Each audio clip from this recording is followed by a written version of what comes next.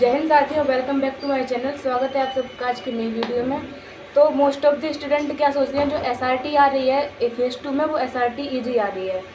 हमारे एससी में जो कानपुर एससी था, उसमें 360 में से 230 की रिपोर्टिंग होती है और उसमें से 80 बच्चों को एसआरटी आउट कर दिया जाता है।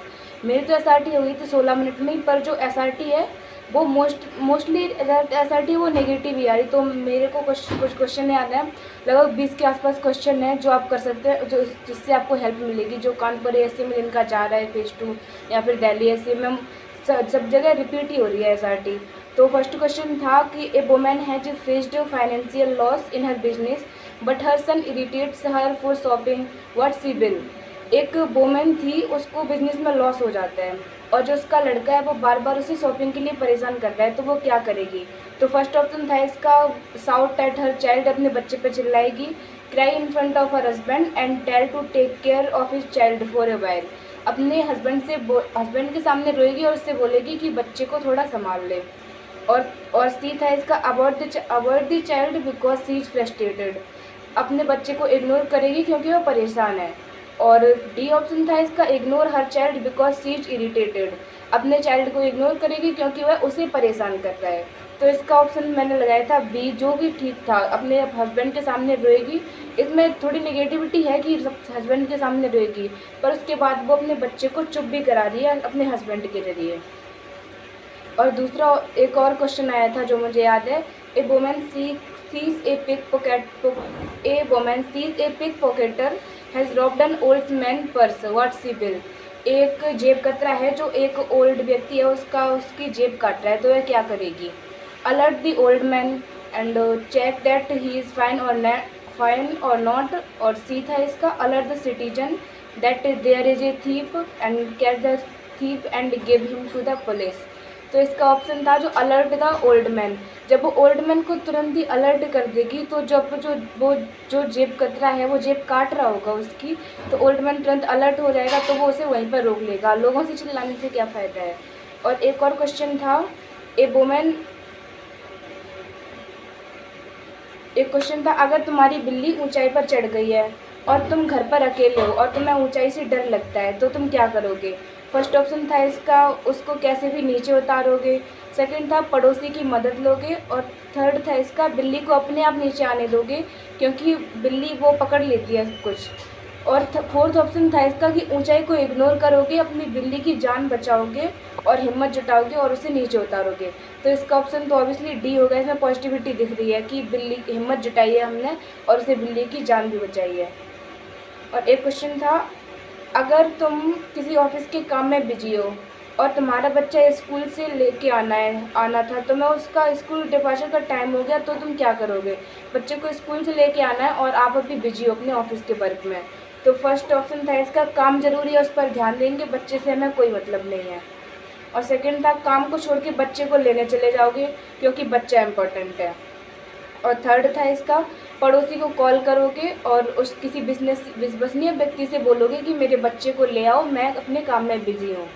और फोर्थ ऑप्शन था कि जो आपके साथ जो सहपाठी काम कर रहे हैं ना, उनसे बोलोगे कि थोड़ी देर आप काम संभाल लो, मैं अपने बच्चे को लेने जा रही हूँ, और अपने बच्चे को लेके आ जाओगे और फिर काम करने लगोगे।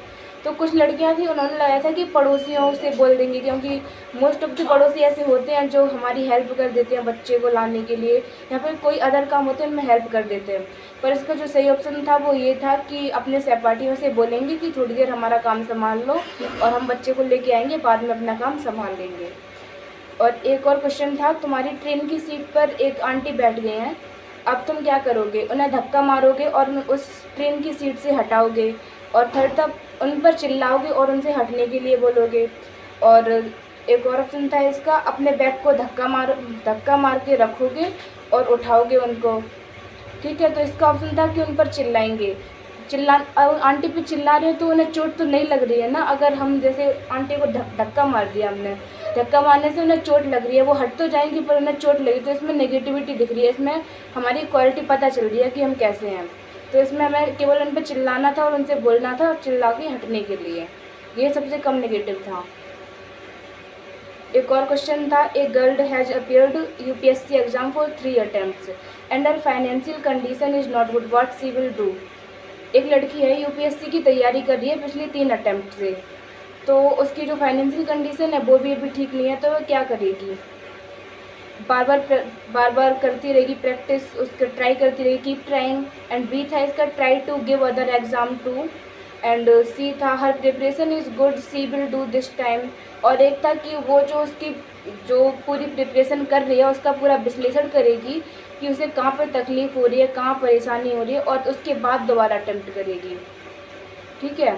और एक ऑप्शन था इसका, वो साथ साथ यूपीएससी की तैयारी करेगी पर साथ में बच्चों को ट्यूशन पढ़ाना चालू कर देगी। तो इसका डी ऑप्शन था, क्योंकि जब उसकी फाइनेंशियल कंडीशन भी ठीक नहीं चल रही है, तो जब वो बच्चों को ट्यूशन पढ़ाएगी तो थोड़ा फाइनेंशियली उसे हेल्प मिल जाएगी, और जो यूपीएससी की तैयारी कर रही है वो भी साथ में करती रहेगी। और क्वेश्चन है,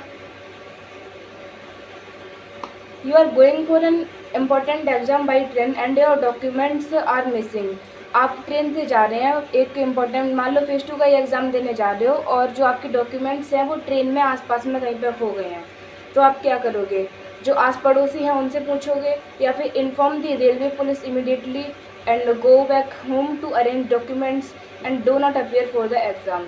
तो इसमें एक क्वेश्चन, एक जो ऑप्शन है वो है 1 मार्क्स का, एक है 0.7 मार्क्स का। हम आसपास जो यात्री हैं वो हमारे, जैसे कि हम बाई चांस कहीं चले जाते हैं ट्रेन में, तो हम अपना बैग रख देते हैं, तो कोई आता है दूसरा हमारा बैग उठा के दूसरी सीट पर रख दिया उसने, तो हमने आसपास के यात्रियों से पूछ सकते हैं ना कि हमारा बैग कहाँ रखा है।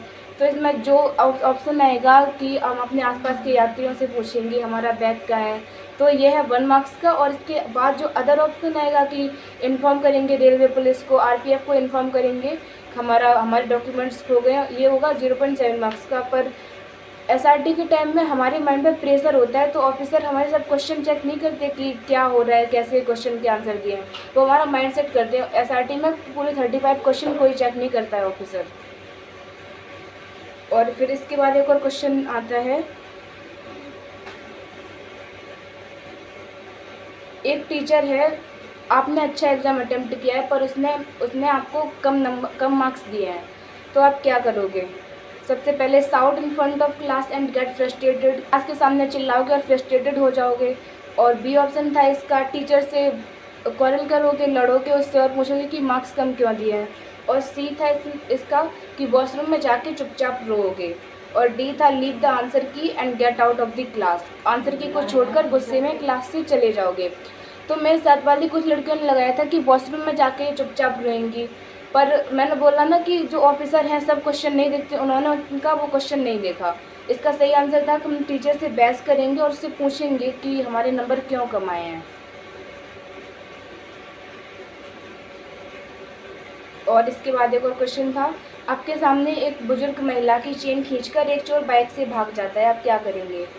आप महिला को अस्पताल या सुरक्षित स्थान पर ले जाएंगे, आप बाइक का नंबर नोट करेंगे, आप तुरंत पुलिस को सूचना देंगे, या फिर आप परिस्थिति देखकर सुरक्षित तरीके से चोर का पीछा करेंगे।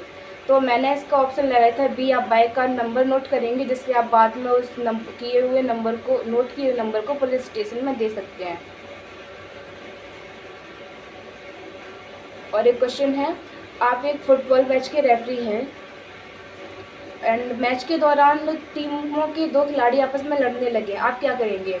तो इसका फर्स्ट ऑप्शन था, आप बीच बचाव करके उन खिलाड़ियों को शांत करेंगे। और दूसरा ऑप्शन है इसका, आप नियमों के अनुसार दोनों को रेड कार्ड दे देंगे। और सी ऑप्शन है इसका, आप लड़ाई को नज़रअंदाज करेंगे। और डी ऑप्शन है, आप मैच छोड़कर चले जाएंगे। इसमें ए ऑप्शन है कि मोस्टली बच्चे यही लगाएंगे, आप बीच बचाव उन्हें शांत करेंगे, उनके बीच में जाके लड़ाई रोक पाएंगे। पर इसका ऑप्शन है बी, आप नियमों के अनुसार दोनों को रेड कार्ड दे देंगे। आपका जो फुटबॉल मैच है वो इम्पोर्टेंट चल रहा है, ठीक है, तो आप मैच के दौरान क्या होता है कि बीच में जा नहीं सकता है, रेफरी को बस अपने काम से मतलब होता है, वो जो प्लेयर्स होते हैं उनसे कुछ भी नहीं बोल सकता है।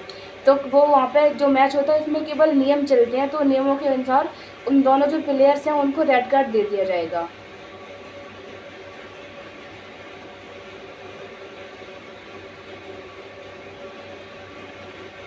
और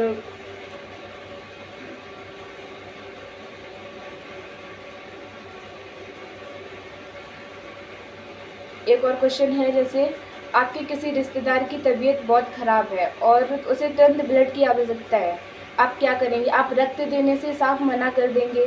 बी ऑप्शन है, आप किसी दूसरे व्यक्ति से कहेंगे रक्त देने के लिए कि वह रक्त दे दे। और सी ऑप्शन है, आप डॉक्टर से सलाह लेकर यदि आप योग्य हैं, स्वस्थ हैं तो स्वयं रक्त प्रदान करेंगे। और डी ऑप्शन है, आप कहेंगे कि यह मेरा विषय नहीं है, मुझे इससे कोई मतलब नहीं है। तो इसमें तो पॉजिटिविटी साफ दिख रही है कि आप अपने डॉक्टर से कंसर्न करोगे कि रक्त हम दे सकते हैं या नहीं, और उसे ब्लड दे दोगे। और एक क्वेश्चन आता है इसके बाद, आपको ऊंचाई से डर लगता है लेकिन आपके कार्य के लिए ऊंचाई पर काम करना आवश्यक है, तो आप क्या करेंगे? आप हमेशा ऐसे कार्य करने से बचेंगे। आप धीरे धीरे प्रशिक्षण लेकर अपना अपना डर दूर प्रयास करने की कोशिश करेंगे। और सी ऑप्शन है इसका, आप नौकरी छोड़ देंगे। डी ऑप्शन है, आप बिना तैयारी के तुरंत ऊपर चढ़ जाएंगे। तो इसमें भी साफ साफ दिख रहा है कि प्रयास करेंगे। एसआरटी पूरी नेगेटिव नहीं आ रही है। एसआरटी में जैसे 35 क्वेश्चन आएंगे, उसमें 30 मिनट मिलेंगे आपको, तो जो केवल 20 क्वेश्चन है वो नेगेटिव आएंगे। 15 क्वेश्चन जो आएंगे वो ईजी आ जाएंगे, वो तो नॉर्मली हो जाएंगे। मेरी एसआरटी हो गई थी 16 मिनट में, और बच्चों ने क्वेश्चन नहीं छोड़ने एसआरटी में। हमारे यहाँ पे क्या हुआ था, बच्चों ने क्वेश्चन छोड़ दिए थे। जैसे 35 क्वेश्चन है तो बच्चे केवल 31 क्वेश्चन अटेम्प्ट करके उनने 4 क्वेश्चन छोड़ दिए। बल्कि जो इंस्ट्रक्टर था वहाँ पे उसने साफ बोला था, हमारे सीईओ सर थे, उन्होंने भी साफ बोला था कि क्वेश्चन नहीं छोड़ना है, तो मैं तुक्का लगाना है पर क्वेश्चन एक भी नहीं छोड़ना है। अब एक क्वेश्चन आता है, आपकी टीम एक प्रोजेक्ट 1 महीने से चल रहा है और अब उसकी अंतिम समय सीमा बहुत पास है, लेकिन आप अभी तक काम पूरा नहीं कर पाए हैं, आपका काम अधूरा है, तो आप क्या करेंगे? आप टीम के साथ मिलकर कार्य बांटेंगे और समय पूरा करने का प्रयास करेंगे। बी है इसका, आप पूरी जिम्मेदारी दूसरों पर छोड़ देंगे। सी है, आप काम छोड़ देंगे। और डी है, आप समय बढ़ाने का इंतजार करेंगे। तो इसमें भी पॉजिटिव दिख रहा है फर्स्ट वाला ऑप्शन, कि अपनी टीम के साथ कोऑर्डिनेशन बनाएंगे और काम को कर पाएंगे। एक और क्वेश्चन आता है, प्रेजेंटेशन से ठीक पहले आपका प्रोजेक्ट मॉडल टूट जाता है, अब आप क्या करेंगे? इसका ए आंसर है, आप घर वापस चले जाएंगे। और बी है, आप आत्मविश्वास के साथ उस टूटे हुए प्रोजेक्ट को लेकर प्रेजेंटेशन देंगे। और सी ऑप्शन है, आप किसी को दोष देंगे। और डी ऑप्शन है कि आप बने हुए प्रेजेंटेशन को खरीदने की कोशिश करेंगे। तो इसमें बी ऑप्शन राइट है इसमें, कि हम जो टूटा हुआ प्रेजेंटेशन है वो हमारा हाथ से बना हुआ है, हम उसे ही ले जाके उसी से प्रेजेंटेशन देने की कोशिश करेंगे। ठीक है, और एसआरटी के लिए मेरे टेलीग्राम चैनल को फॉलो कर लेना। ठीक है, फिर मिलते हैं नेक्स्ट वीडियो में। तब तक के लिए एसआरटी पे ध्यान दीजिए, क्योंकि मोस्टली बच्चे एसआरटी में ही आउट हो रहे हैं। बट जो भोपाल एससी है ना, वहाँ पे फिजिकल भी थोड़ा हार्ड हो रहा है, तो फिजिकल पर भी ध्यान दीजिए।